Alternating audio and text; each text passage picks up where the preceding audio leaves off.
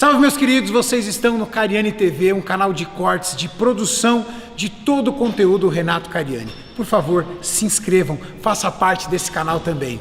Ative as notificações, deixe seu comentário e vamos agora para mais um vídeo no canal. Para um atleta de fisiculturismo, por exemplo, um atleta de alta performance que utiliza força, utiliza bastante massa muscular, uma proteína, o que seria uma proteína alta para um cara desse? É avançado, um cara avançado já. Você fala na literatura ou na parte prática? Na parte prática. A literatura sempre vai ser muito tímida. Sempre vai ser mais baixa. Sempre vai ser muito tímida. Falando na parte prática mesmo. Eu Chega vejo um cara lá forte, ó, eu treino 4 anos, Sim.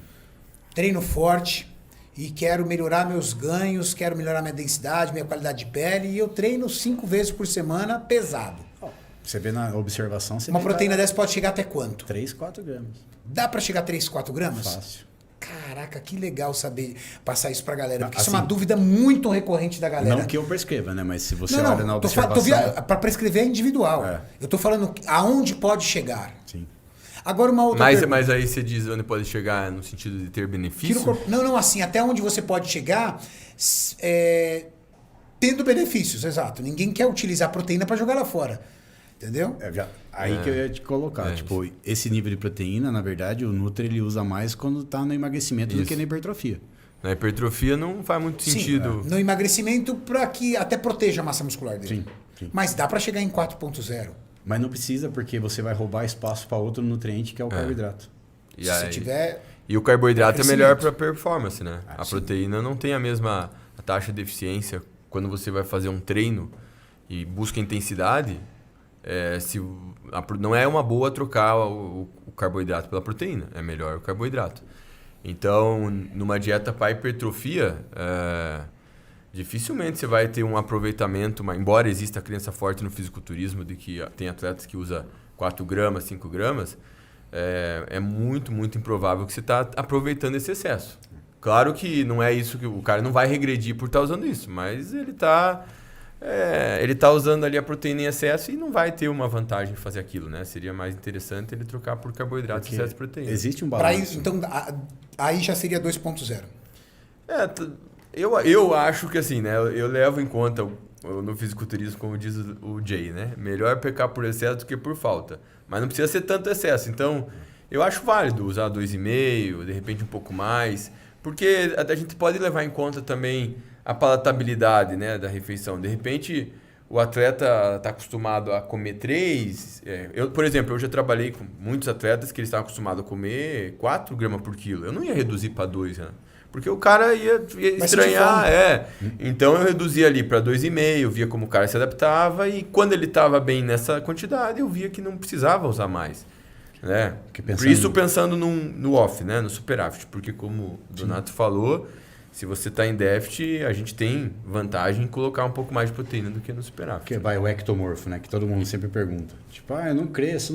Pô, você está colocando proteína em excesso, vai roubar a caloria do teu corpo no processo de termogênese. E rouba fome também, né? Mata fácil. Amanhã vai sair vídeo de dieta de ectomorfo lá no canal Masterclass, hein, doutor? Fui lá com gravando. Detalhezinhos. Com detalhes, passado. Tipo, aquela 4:1, né? Que é 4 partes de carboidrato para uma parte de proteína, pode reinar para um ectomorfo. No cálculo, jogado assim, né? Por cima. Qual o mínimo de uma quantidade de proteína em superávit que garanta hipertrofia? 1,6 é o que o pessoal coloca. O que mostra as evidências ali que seria na faixa de 1,6, né? Que você... Com essa quantidade você estaria otimizando o ganho de massa muscular. Mas existe ali, né, um limite superior de até 2,2. Mas isso lembrando que são pessoas que não usam hormônios, né? É isso que eu ia te perguntar. Um indivíduo hormonizado, ele tem maior capacidade de absorção de proteína? Não seria absorção, né? Seria, vamos falar assim, porque a absorção vai ocorrer no intestino. Então, a princípio, por hormonizado por natural, não teria influência. A proteína é absorvida. A questão é o que o nosso corpo faz depois que essa proteína for absorvida. E aí, na mentalidade da galera, geralmente a proteína vai tudo pro músculo. E não é assim. Geralmente, dessa quantidade proteica que você absorve, Vai ali uns 10, 15% pro músculo, o resto o corpo tem que fazer muita coisa com proteína. Fazer proteínas transportadoras, proteínas do sistema imunológico, Intestino. usar essa proteína até como fonte de energia, enfim. Então, a questão é se o corpo, no hormonizado, vai usar mais proteína para síntese proteica muscular do que no indivíduo natural. Isso. E aí, Renato, o que acontece? A gente não tem, obviamente, estudos testando diferentes doses de hormônios, enfim, comparando natural e hormonizado. Mas a gente tem alguns estudos bem interessantes que eles usaram doses de testosterona relativamente altas, doses suprafisiológicas, então enantato de testosterona 300 mg por semana, 600 mg por semana. E nesses estudos eles usavam uma quantidade de proteína de 1,2 a 1,5. E os caras tinham ganhos comparado... Quanto que um cara ganha no primeiro ciclo, mais ou menos? No primeiro ciclo? De quanto você daria? Um cara que está... Cara, ó... Quanto que seria? De 5 a 10 quilos. Exatamente. Nesses estudos, esses caras ganham ali com 300 mg da ordem de 5 quilos, com 600 mg por semana de enantato, eles ganham na faixa de 7 a 9 quilos. E quanto de proteína eles estão usando nesses estudos? 1,2 a 1,5. Ou seja, pô, Dudu, mas se não usasse mais, eles não testaram com mais, será que não seria o resultado melhor? Daí eu falo assim, você acabou de dizer que um cara que faz primeiro ciclo geralmente ganha isso. E geralmente a galera usa mais que isso. Então o que acontece? O hormônio, o esteroide, ele vai aumentar a síntese proteica. E com isso você pensaria assim, então aumenta a demanda por proteína. Sim, mas ao mesmo tempo ele reduz a degradação proteica. Ou seja, ele aumenta, ele melhora o aproveitamento da proteína pelo organismo. E sabe que eu já vi isso? Isso, estou falando do estudo, agora eu vou falando da minha prática clínica. Esses tempos eu peguei um paciente que, felizmente, ele fez um monte de exame. E ele fez exame antes de usar a testosterona e exame depois usando testosterona, usando Durateston. Acho que era Durateston. E aí eu vi a ureia dele nos exames, antes e depois. Porque a ureia, pessoal, é quando você tem quando o teu corpo está usando a proteína como fonte de energia, ele tira o nitrogênio e esse nitrogênio vai virar ureia. Então, se você tem um nível de ureia alto, isso pode indicar problema renal, porque essa ureia é excretada pela urina, né? Ou pode indicar um excesso de catabolismo proteico, ou seja, um excesso de oxidação de aminoácidos que não está sendo utilizado. Então, quando eu olhei o exame, eu vi que antes de usar a testo, a ureia dele estava lá, 50 e pouco. Uma ureia alta, que indica que aquela proteína não está sendo aproveitada, né? E quando eu olhei o exame dele com a testosterona, a ureia caiu muito, estava lá em 30 e pouco. Então, significa que a testosterona, ela está melhorando o aproveitamento da proteína, ou seja, o corpo dele está oxidando menos aminoácidos e está direcionando mais o aminoácido para a síntese proteica.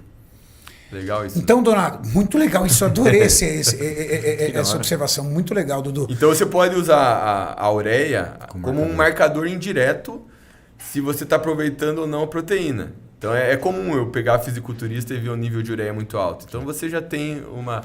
Um nível de ureia alto também pode começar a te preocupar com o rim, porque você está sobrecarregando o rim, né?